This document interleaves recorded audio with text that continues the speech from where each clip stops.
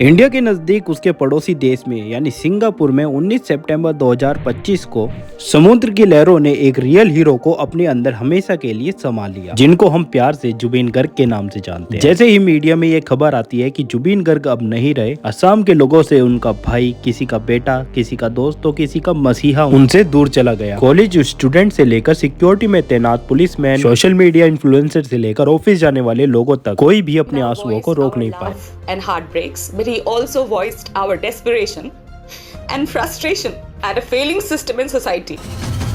और जब जुबीन की बॉडी आसाम पहुंची तो उसकी एक झलक के लिए लाखों लोग सड़कों पर आ गए। 23 सितंबर 2025 में उनके अंतिम संस्कार को भारत के इतिहास में रिकॉर्ड ब्रेकिंग भीड़ देखने को मिली। माइकल जैक्सन, पॉप और क्वीन एलिजाबेथ के बाद जुबीन गर्ग के फ्यूनरल में इतनी भीड़ देखी गई है। इतनी संख्या में लोग आएंगे ये किसी ने भी एक्सपेक्ट नहीं किया था। आखिर क्यों ऐसे एक सिंगर की मौत पर पूरा राज्य ठहर गया? इसके पीछे के कई कारण है, क्योंकि जुबीन गर्ग सिर्फ एक सिंगर ही नहीं थे। ये बात है अर्ली 90s की, जब जुबीन ने अपने म्यूजिक की दुनिया में कदम रखा। उस वक्त असम को एक अलग देश बनाने की संगठन अपने पीक पर चल रही थी, अल्फा। असम के लोग एक नए देश को लेकर अपने हाथों में हथियार उठा रहे थे। चारों तरफ हिंसा का माहौल था। इसी माहौल में 1992 में जुबीन की पहली एल्बम अनामिका आती है।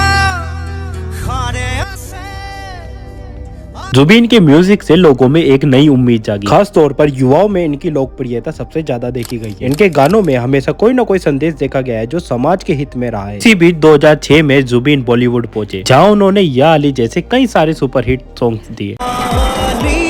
जुबीन ने 40 लैंग्वेज में 38,000 से ज्यादा सॉन्ग्स गाए हैं। ये सब सुनकर आपको लग रहा होगा कि ऐसे पॉपुलर आर्टिस्ट तो बहुत हुए हैं, तो जुबीन में ऐसी क्या खास बात थी? आज हर किसी के पास जुबीन को लेकर एक अपना किस्सा है, जो ये तस्वीरें बताती है कि जुबीन लोगों के बीच लोगों के लिए जीते थे। ये कभी सड़क किनारे मजदूरों के साथ बैठ जाते और उनके साथ खाना खाने लग जाते थे, तो कभी स्ट्रीट वर्कर की मदद करने लग जाते थे। अलग अलग सोशल कॉजेज के लिए इन्होंने डोनेट किया और अक्सर देखा गया कि उनके घर के बाहर कोई न कोई मदद के लिए खड़ा रहता था। और जुबीन कभी किसी को खाली हाथ नहीं जाने देते थे। किसी की शादी हो, फ्यूनरल हो, मेडिकल ट्रीटमेंट हो, जिसने जो मदद मांगी जुबीन ने उसकी सहायता की। ऐसे ही कोविड पेंडेमिक में बेड्स की कमी पड़ी तो जुबीन ने अपने 2 मंजिले घर को कोविड सेंटर बदलने को ऑफर दे दिया। कई रिपोर्ट के अनुसार ये भी पता लगा कि जुबीन ने 15 बच्चों को अडॉप्ट किया है। हर मुसीबत में अपने लोगों के साथ खड़े रहने के कारण जुबीन आसाम के लोगों के एक रियल हीरो है। जुबीन अपने लोगों के साथ खड़े ही नहीं रहे, बल्कि उनके हक के लिए लड़ भी जाते थे। आप में इतनी बिटरनेस क्यों है? Because I'm a rebel, I'm a fighter.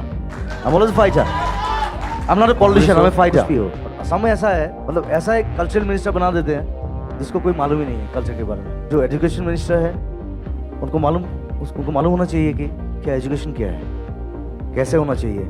ये बहुत ही कम देखा गया है कि इतने बड़े आर्टिस्ट होने के बाद इतना खुल के बोलना बहुत ही मुश्किल होता है। ऐसा ही कुछ देखा गया था जब गोविंदा ने कामाख्या मंदिर में एक भैंस की बलि दी थी। तब जुबीन गर्ग एक ऐसे इकलौते व्यक्ति थे जब उन्होंने उसके खिलाफ आवाज उठाई और बोला, यदि गोविंदा जी को भगवान को ऐसे प्रसन्न करना है तो वो खुद की बलि क्यों नहीं देते। जुबीन गर्ग ना कि खाली एक बॉलीवुड स्टार के खिलाफ भी बोल सकते थे, ये पॉलिटिशियन के खिलाफ भी खड़े हो जाते थे। जैसे इन्होंने CAA में सरकार के खिलाफ एक बड़ी भूमिका निभाई है। जुबीन गर्ग को जब भी लगता था कि उनके असम के लोगों के खिलाफ कोई भी बात गलत हो रही है तो वो ये नहीं देखते थे कि सामने वाला पॉलिटिशियन है या ब्यूरोक्रेट। जुबीन सदैव ही अपने लोगों के साथ खड़े रहते थे और यही कारण है अल्फा गैंग, जिन्होंने जुबीन को गोली मारने की धमकी दी थी, बाद में वो भी उनको अपने भाई बताते रहे और उनको जाने के बाद उनको श्रद्धांजलि दी। और यही कारण है कि जुबीन गर्ग को रियल लाइफ हीरो कहा गया है। दोस्तों, ऐसी इन्फॉर्मेशन के लिए इस चैनल को लाइक करें, सब्सक्राइब करें, शेयर करें।